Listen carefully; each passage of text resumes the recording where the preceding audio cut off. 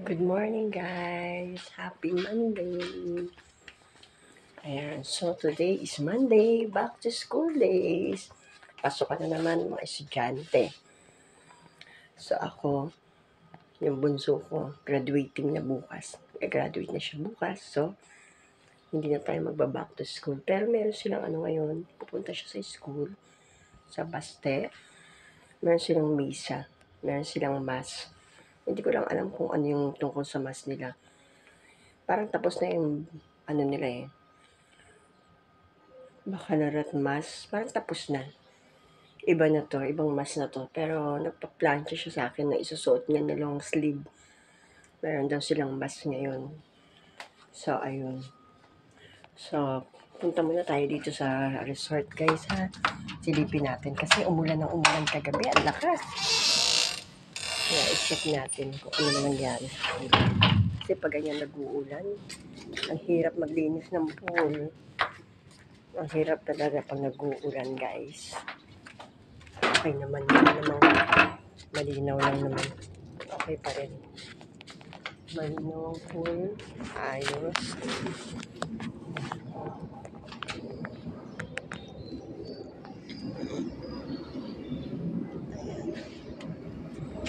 So, maayos naman ang pool, guys.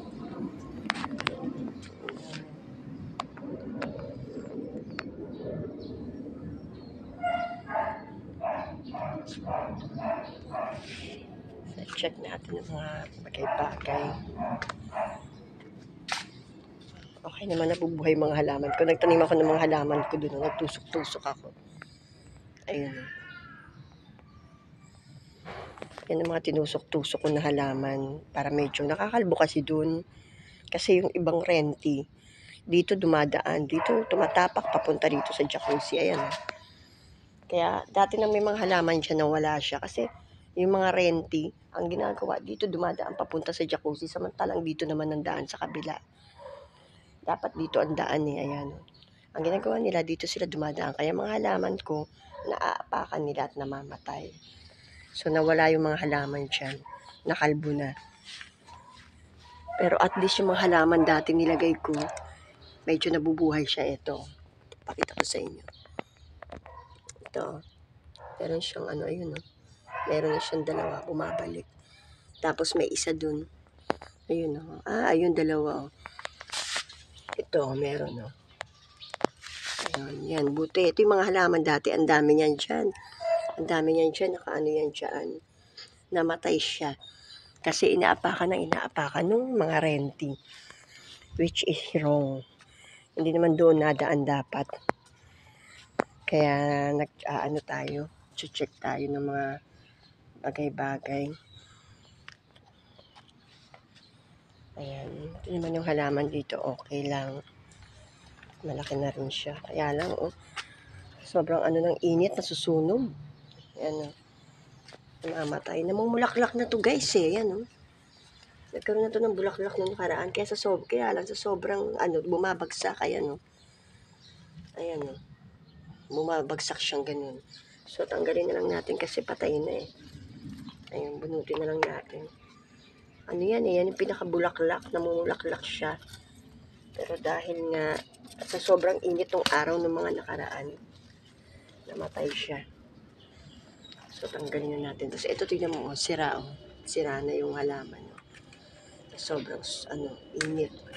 Tanggalin na rin natin to, guys, Ayusin natin yung mga halaman natin.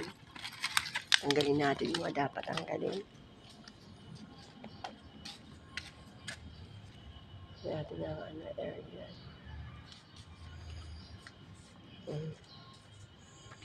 So, puputulan pa to ni Brian. Hindi pa siya tapos dito sa halaman. Yung mga yellow bells ko, meron na. Meron ng yung mga yellow bells, may bulaklak. Ayun, kung nakikita nyo, may mga bulaklak ng yellow bells. Sa tabi ng tarpaulin.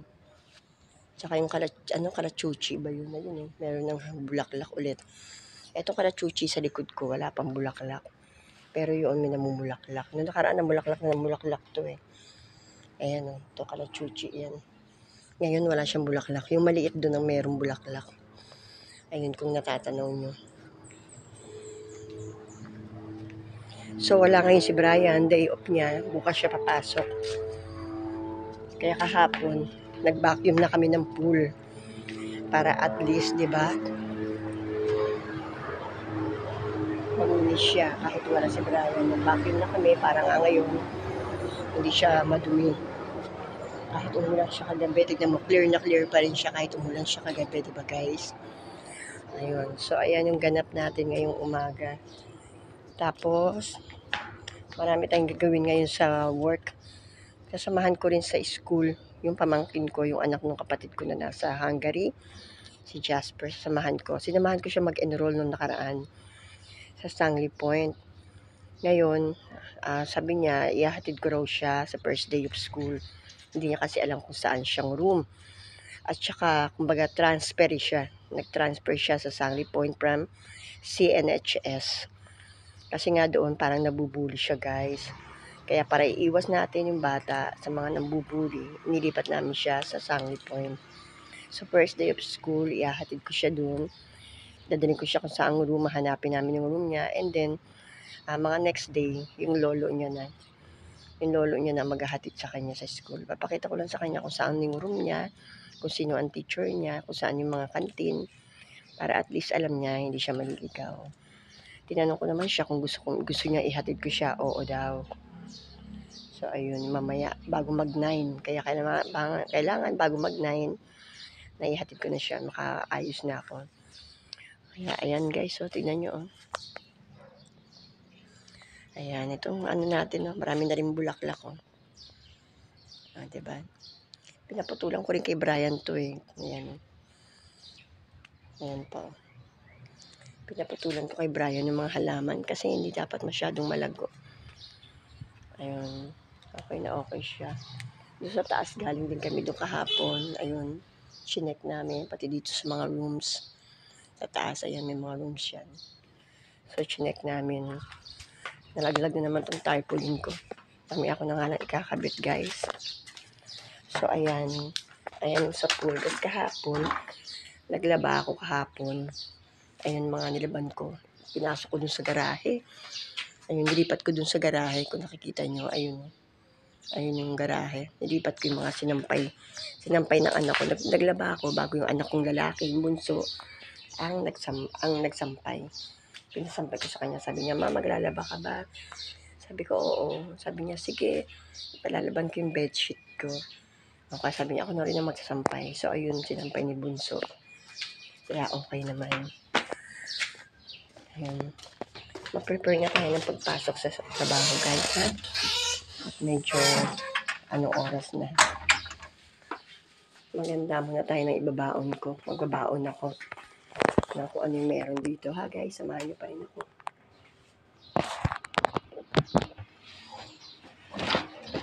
Ito yung baon ko. Paper,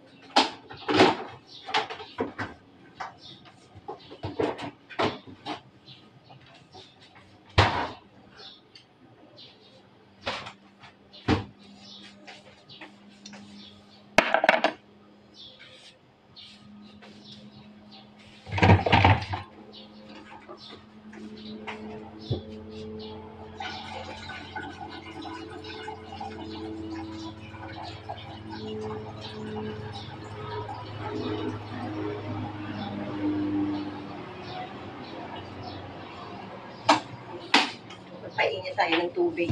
Kainan tayo ng coffee bago tayo pumasok sa work.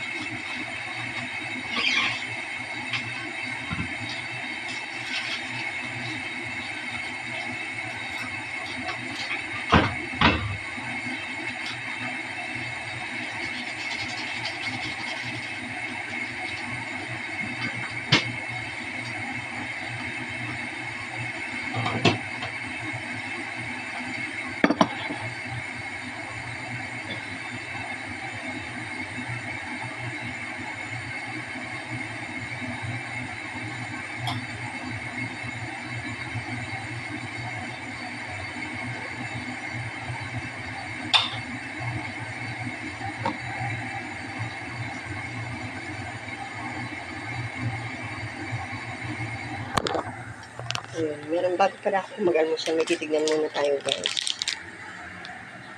Yung didikitan ko dito, sana tuyo. Meron akong didikitan kasi yung gripo dito sa resort, naalala ko ngayon lang, may nagli-leak. Meron siyang leak. So, titignan natin, try natin dikitan ha, guys. Sana naman. Kasi hapon, hindi namin madikitan basa. Ayan, so try natin guys na dikitan ha.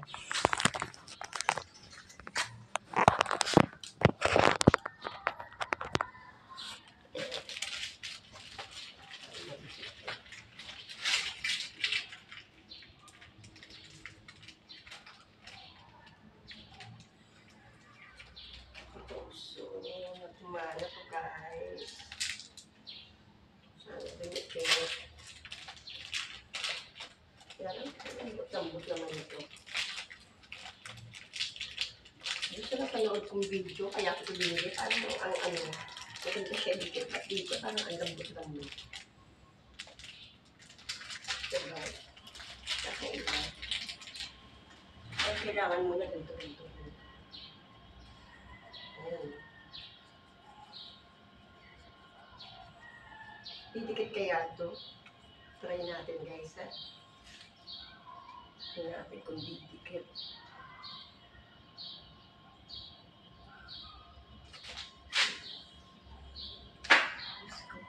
Hindi ko na alam kung didikit to ha.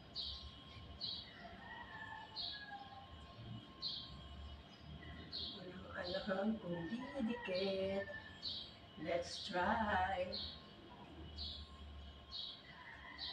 Kung alam kung didikit to guys. Pero tumigas oh. Yung kahapon, malambot din.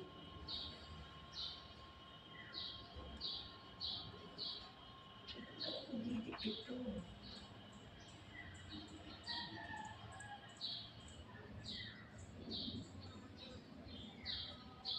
Alam kung didikit siya. Let's try.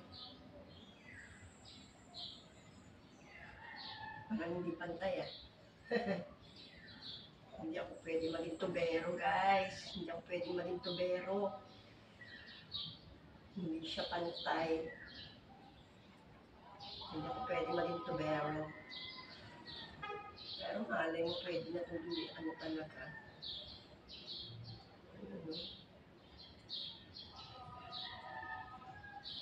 Walang alam kung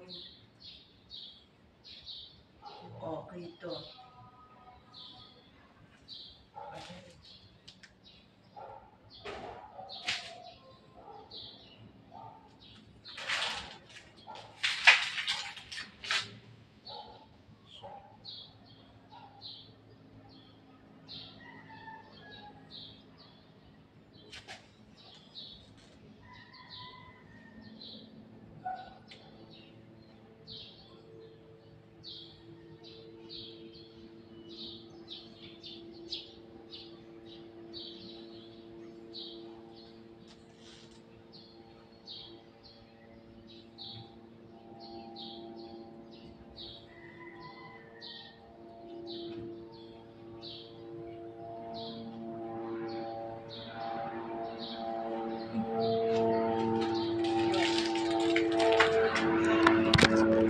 Try natin, ha?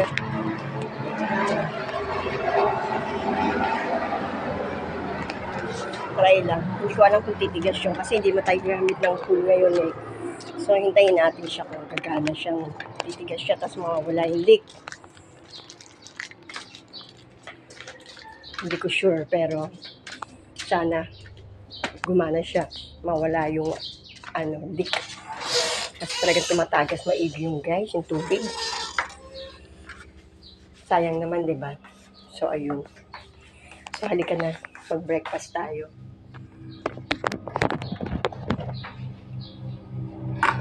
Hugas na ako kamay.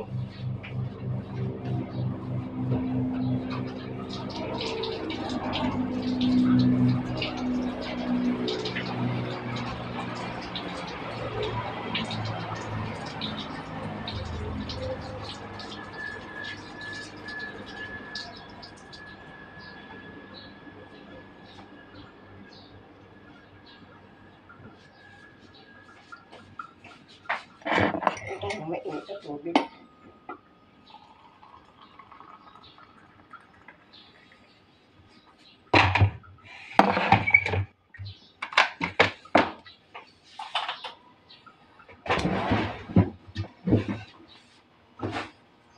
So, ayun. Mag-breakfast tayo, guys. Madali ang breakfast. Ayan. So, ang araw nakaharap.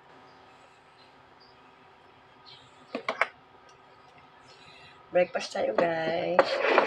Coffee and graham. Medyo bilisan lang natin. Kasi 7:24 na. Dapat 8 naka-prepare na ako. Naligo na ako, guys. Ang aga ko nagising kanina. Hindi ko binasa yung buhok ko. Nag-shower na ako. Kasi kagabi naligo na ako. Binasa ko yung buhok ko. Tapos ngayon umaga nag-shower na ako. Hindi ko binasa yung buhok ko. Ayoko kasi ng shampoo ng shampoo. Naglalagas kasi yung buhok ko, guys.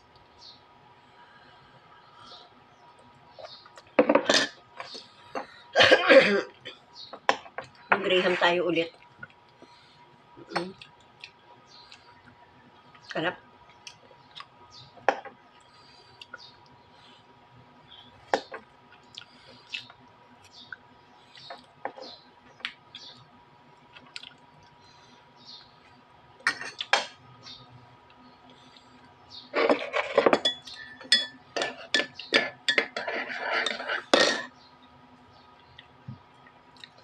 Kahapon, Father's Day.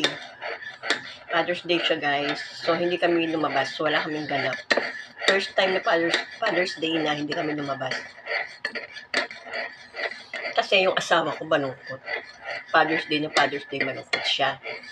Kasi, yung asawa ko kasi, hindi ko nga pala ikukwento sa inyo. Mahilig yun magkarera ng kalapate.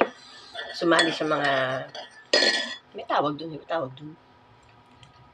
Race ng mga birds. Sumasali siya sa mga gano'n. Marami siya alagang mga kalapate. Noong nakaraan, sa pan race lang naman, nag-champion siya. Nakakuha siya ng 10,000.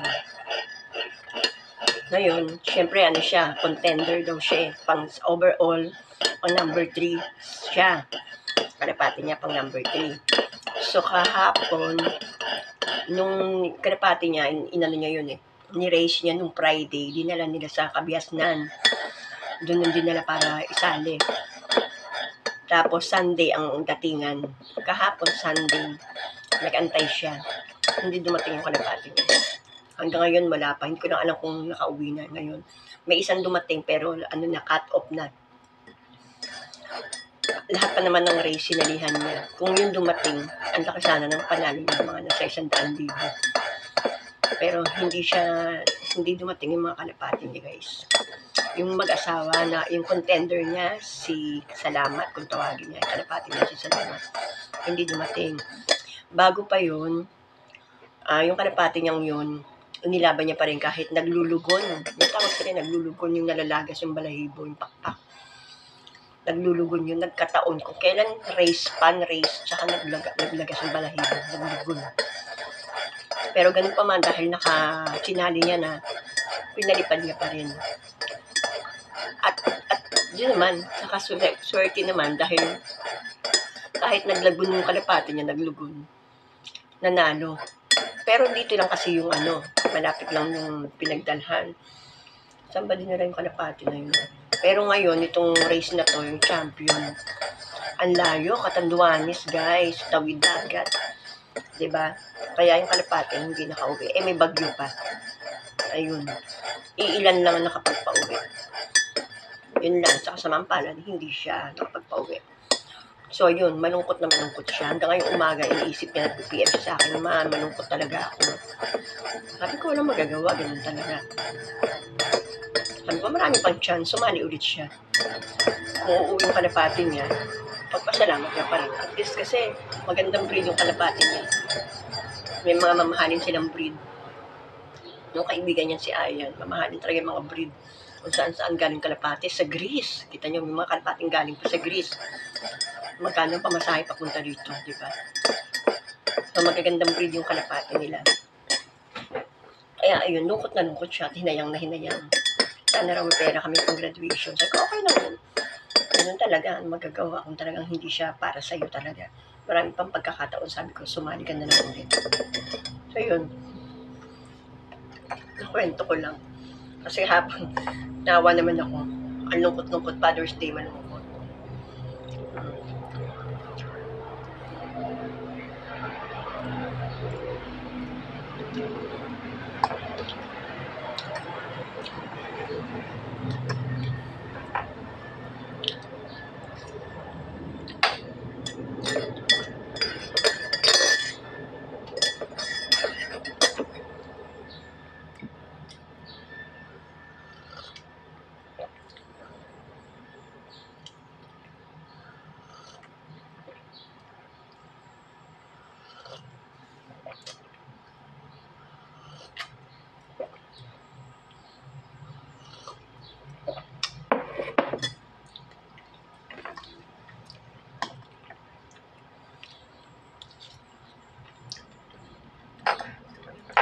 Ay guys, nag-almusal na ba kayo?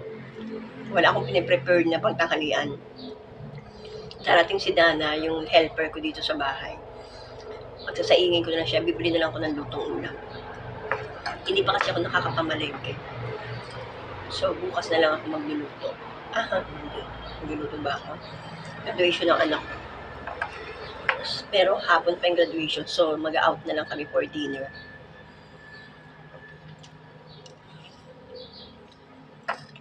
Kakain na lang kami sa labas.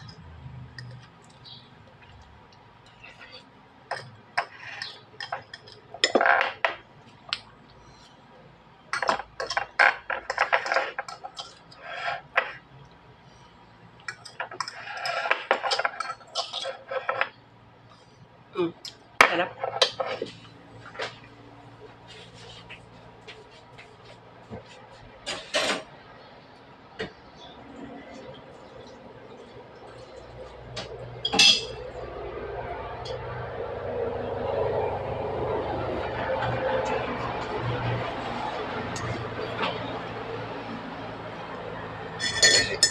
Naalala ko yung meron helicopter na tumaan. Naalala ko yung nag-crash na airplane. Kawawa naman guys, no? Nakakadurog ng puso yung ganun. Malalaman mo yung palang mga nakasakay doon huling araw na nila.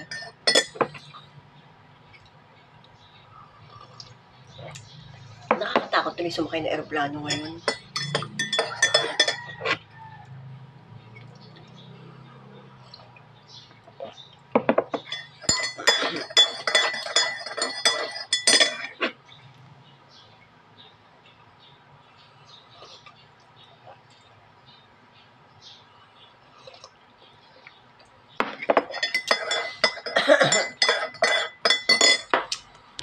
So, ayan guys.